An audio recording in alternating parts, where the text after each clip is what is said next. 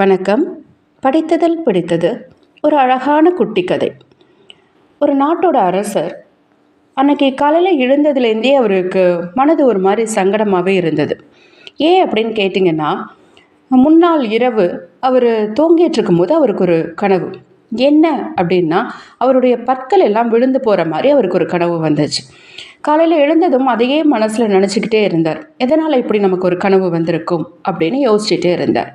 உடனே தன்னுடைய அமைச்சரை வர சொல்லி, ஒரு ஜோதிடரை வர சொல்லுங்கள், நேற்று இரவு எனக்கு இந்த மாதிரி ஒரு கனவு வந்தது, அதுக்கான பலனை நான் கேட்டு தெரிஞ்சுக்கணும் அப்படின்னு சொல்கிறாரு. அமைச்சரும் சரி அப்படின்னு சொல்லிட்டு போக கொஞ்ச நேரத்துக்கெல்லாம் ஜோதிடர் வரார். வந்தோடனே அரசர் சொல்கிறார், இந்த மாதிரி நேற்று இரவு என்னுடைய பற்கள் எல்லாம் விழுந்து போகிற மாதிரி நான் கனவு கண்டேன், இதுக்கு என்ன பலன் அப்படின்னு சொல்கிறாரு.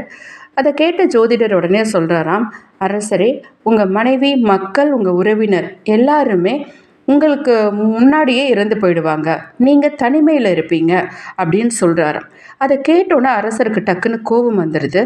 உடனே ஜோதிடரை சிறையில் அடைக்க சொல்லி ஆணையிட்டுறார். அவரை சிறையில் அடைச்சதுக்கு அப்புறமும் இவருக்கு கோபம் அப்படிங்கிறத தாண்டியும் அந்த ஜோதிடர் சொன்ன வார்த்தைகள் எதனால் இப்படி சொன்னார் அப்படின்னு யோசிச்சுட்டே இருக்கும்போது, சரி வேறு ஒரு ஜோதிடர்கிட்டையும் நம்ம கேட்கலாம் அப்படின்னு முடிவு பண்ணுறார்.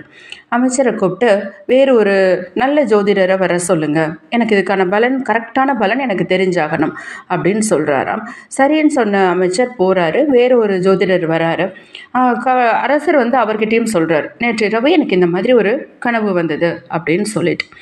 அதை கேட்டு அந்த ஜோதிடர் சொல்கிறாராம், அரசரே, உங்கள் மனைவி, மக்கள், உறவினரை காட்டிலும் உங்களுக்கு ஆயுள் அதிகம், நீங்கள் நீண்ட நாட்கள் நல்ல நலமுடன் வாழ்வீர்கள் அப்படின்னு சொல்கிறார்.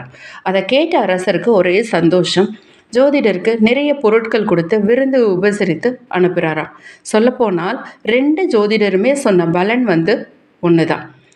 அரசருக்கு நீண்ட ஆயுள், அவருடைய மனைவி, மக்கள், உறவினர்களுக்கெல்லாம் ஆயுள் கம்மி, இவர்களுக்கு முன்பாகவே இறந்து போயிடுவாங்க. இதைத்தான் 2 பேருமே சொல்லியிருக்கிறாங்க. ஆனால் சொன்ன விதம், ஃபஸ்ட்டு சொன்னவர் ஒரு எதிர்மறையாக அவங்கெல்லாம் இறந்து நீங்கள் தனிமையில் இருப்பீங்க அப்படின்னு சொன்னார். ஆனால் 2வது சொன்னவர் அவங்கள விட நீங்கள் அதிக நாள் வாழ்வீங்க, நலமுடன் இருப்பீர்கள் அப்படின்னா அது அரசரை நல்ல மன மகிழ்ச்சிக்கு ஆளாக்கிடுச்சு.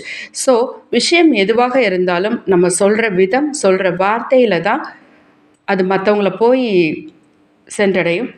படித்ததில் பிடித்தது. நன்றி.